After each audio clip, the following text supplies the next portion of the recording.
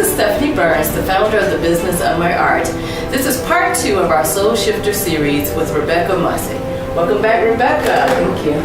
So in our last interview, we were talking about the work you were doing or attending the SoulShifting Retreats. Mm-hmm. And you said that part of your going and shedding and transforming is helping you with the work you're doing today. Yes. Now, you mentioned you're a culture organizer, theater performer, producer, Yes. who knows what else.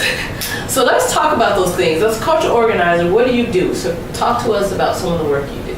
Yeah, as a culture organizer, I have been doing work with different organizations and groups of people to use their culture, theater, singing, parading practices as an organizing tool. Okay. This is something I learned about from Tafarwala Muhammad and Ebony Noel Golden at the Highlander Center for Research and Education like 4 or 5 years ago, and have been increasingly doing in my work. Okay. So the cultural organizing projects I'm working on currently are one ongoing project with Loud, which is New Orleans Queer Youth Theater.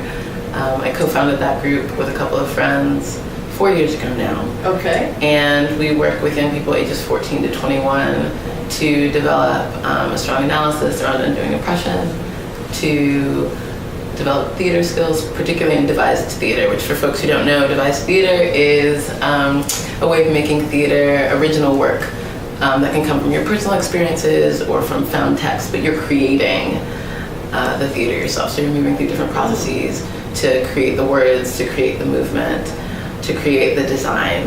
Okay. And so all of that's originating out of the bodies of the people in the ensemble. So if someone wanted to learn more about that or be a part of it, is it open? Yeah, we have auditions every year. Okay. Every fall we hold auditions for the ensemble. Right now we're accepting between 10 and 12 young people. We pay all the young people for their work. Oh, nice. So it depends on our funding. Okay. How many folks are in the ensemble. But we've made 4 shows to date. We have one coming up, a performance actually next weekend. Okay. Called Paris is Missing, and they're creating the work about the different systemic and interpersonal challenges that are facing Black trans women. And so looking at ways that our theater work can either raise awareness for, educate, shift practices or policies most affecting the communities that we're working with. Okay. Yeah, so that's the process of cultural organizing. And then the other project is called Freedom Chamber. Okay. That I'm doing with Ron Reagan, who's an amazing performance artist and composer and singer and director. Shout out to Ron. Shout out to Ron. Good friend of mine. And we are collaborating with 2 local organizations, Stand with Dignity and Women with a Vision, to do these series of song and story workshops. Oh, wow. With formerly incarcerated folks around the question of what does freedom sound like in a space of confinement.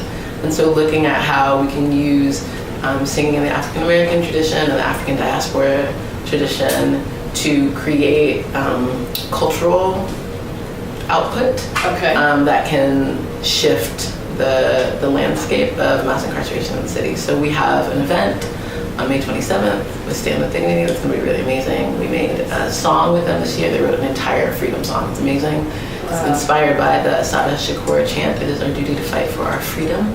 Oh, wow. And we made a song. We made a music video. Oh, wow. Which is really dope. I've never done that before. And yeah, we're premiering a music video and doing a series of radio promotions and an event and a teach-in and some work to start shifting some things around the living wage, which would greatly affect folks in New Orleans, particularly Black and brown folks who are working in the service and construction industries. Okay. And I'm not going to ask your age, but you look pretty young. To say that you're doing all of this work, first, give us a little bit about your background. So how did you get into all of this? My parents are both activists. Okay. I don't think they would consider themselves that. It's funny, I should ask them. My dad's a pastor and a professor.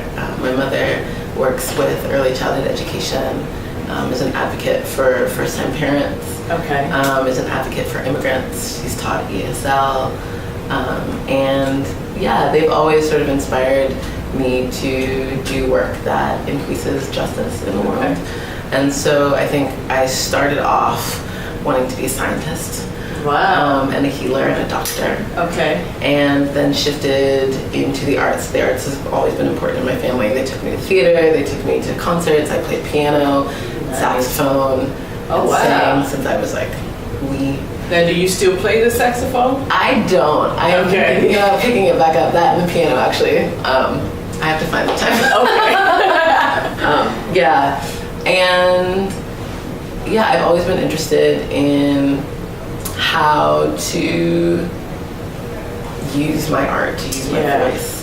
And so in college, I studied theater. Okay. And Chinese. That was my fallback. Really? Business-friendly major. So, okay, I have to stop you here. Sure. You, very seldom do we see, especially people of color, Yes. you know, Spanish, French, German. but usually not Chinese. So why Chinese? Which I'm loving, by the way. Yeah. I fell in love with China when I was 14. Okay. My dad took a group of students from the college he was teaching at, Washington Baptist University in Arkansas, to Beijing University in China, and said that he would only chaperone if he got to bring his daughter, which is great. It meant I got to do a 6-week immersion program in language and history. Oh, wow. And culture. So I learned Tai Chi and Chinese calligraphy and Chinese, and I was top of my class. Okay. All right. My little 14-year-old in college, in class with all these college students, and I fell in love with the language. And so when I went to college, I was going to be a biochem major, and then I was going to be an international business major. And international business meant learning a language, and I was like, oh, if I'm going to work anywhere, I'm going to work in China. So gotcha. I'll learn the language. I lived there for a couple years. Oh, nice. I really wanted to be fluent. Right. Got fluent, and then I left. So you still I still speak Chinese. I don't write as well as I used to. Okay. I think I don't use it that often. Okay. If I go to a Chinese restaurant, if I am in New York and have a Chinese Uber driver, we have great conversations. It warms my heart. And I think, it's useful. I have a lot of good friends who are still in China. One day I'll go back there and do some work. Now, can you say, welcome to the business of my art in your name? Or is that? Yeah, I mean, translating the words would be interesting. Be like, 欢迎光临, business of my art. Let's see. Because that actually is like the company's name, so that. 艺术的声音. Something like that. Okay. I'm mostly saying like, welcome, art of my business. Got it. But I think if I were to translate it, I'd have to think about. Right. Yeah. Like what the exact. Right. Hey, but that sounded pretty good. So the future of the business of my art is that we will go to China. We're gonna go to China. It's gonna be great. And we're gonna take Rebecca with us because obviously she knows the language. Do you know any other languages besides? I'm relearning Spanish. Okay. And I'm relearning. I'm learning French for the first time. I'm relearning Spanish. I used to be fluent in Spanish in high school. Okay. And then I spoke Chinese. And it's that thing where you learn multiple languages and then it's like whichever vocabulary word in whichever language comes out. So sometimes I speak like this shameless Spanish English, which is like strange. So I'm trying to get to the point where like my Chinese is really solid. Right. I have a lead on a Chinese language partner in New Orleans. Okay. That I can hang out with and practice. And then Spanish. Okay. And then French. It sounds as if you had an amazing childhood, and so, I mean, a 14-year-old going to China for what, 6 weeks, 8 weeks? 6 weeks. 6 weeks, I mean, it's usually unheard of. So how long have you been traveling? Like, when did the traveling start? I mean, technically before I was born. My parents moved from Zimbabwe to the States when my mom was 3 or 4 months pregnant with me. Okay. So that was my first trip. All right. And then the next one, I was 5. We went back to Zimbabwe to visit. Oh, wow. And then I went to, I went back to Zimbabwe when I was 11 or 12. Went to China when I was 14. Went to Brazil when I was 16. Went to Mexico when I was 15. Went to Canada. And then in college, I really started ramping up my travel. So I went to England, I went to Italy, I went to France, I went to Spain, I went to Serbia, and wow. Is there anywhere Turkey. You haven't been? Oh, absolutely. That's on your on my list? Yeah, on your list. Top 5. Top 5. Top 5. Morocco. I'm going in December. Okay. Can I fit in the bag? Yeah, sure, why not? Come on. The business of my heart is coming to Morocco. So Morocco, Mali, yes. Tanzania, Nice. Nepal,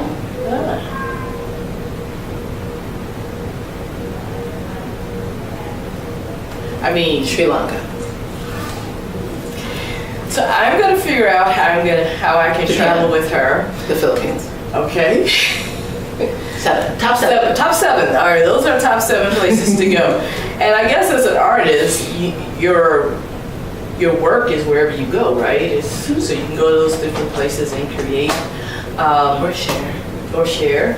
And so is that the goal? Is that kind of your vision, is to take some of your work and travel with it? Absolutely, yeah. I had the opportunity to do a workshop in India a few years back, which was really incredible. In conversation with folks there about bringing my solo show to India, which I really love to do. Okay. I definitely I think one of the things that's really true in all of my work is that I have a very global perspective in the way that I think about how anti-Blackness, for example, works in the world, or how queerness works in the world. And so I tend to have an attention towards that when I'm making performance art, making theater. And so traveling my work around the world is a way to be in conversation with other people who are engaging in similar issues, similar topics, and I think weaving ways of working together and ways of strategizing together and ways of solutioning together that are global, because we've become so global. And I think one of the things that we don't do as well is share our global solutions, have those conversations, and I'm really interested in being a part of building those bridges.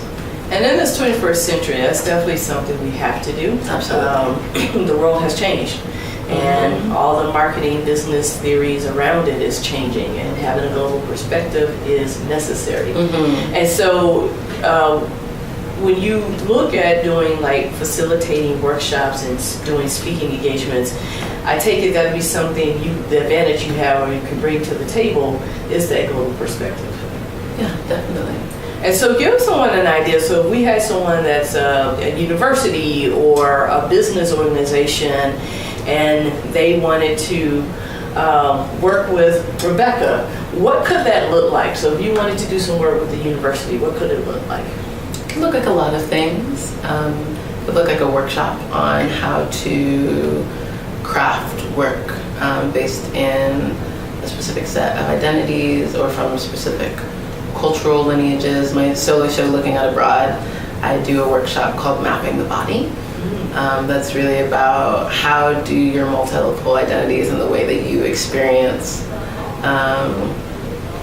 love and oppression live in your body. Okay. How do you find ways to create synthesis of them? Yeah. And to both own, be critical about, and love all of those pieces of yourself. So people craft these short choreo poems through the course of the workshop that are really amazing. It can look like facilitating a workshop around creative acts of community building, or singing as a tool for community building, or cultural organizing and what that looks like on a college campus. Or it could be, we want to have a conversation about bringing together these different groups of people. Can you facilitate us coming together? We want to talk about ways to include, self-care strategies and through art in our work. We want to look at, using theater as a tool for social change. Talking about those things, talking about the importance of of ritual, of sort of self-awareness, which is, I mean, part of the reason I do theater is it's a continuous self-awareness practice of like, where's my body moving? How is my voice happening? What am I trying to convey? And how is that? And what I'm learning from the Soul Sisters that I interviewed is the common theme is integrating spirit work with your craft, with your art, with your body, with your mind. And so that's a really good way of showing people or demonstrating to people how that can be done. So we work with a lot of artists, and especially theater artists, who there is a business side. So this is why we created the business side of our art, right? Is because we understood that anyone's talent is considered art. That's how we look at it.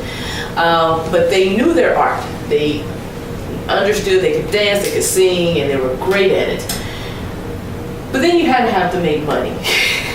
And so marketing yourself, branding yourself, having a plan, getting these events, these appointments, these gigs, it takes work. How have you been able to sustain up to this point, and what did you do from the business side to really help you? Like, what do you think is really important? I hear the voice of my ancestors calling me.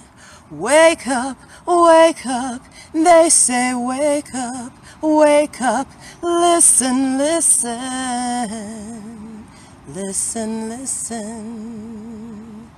May the rivers all run clean.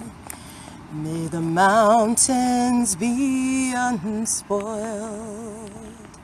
May the air be pure, may the trees grow tall, may the earth be shared by all.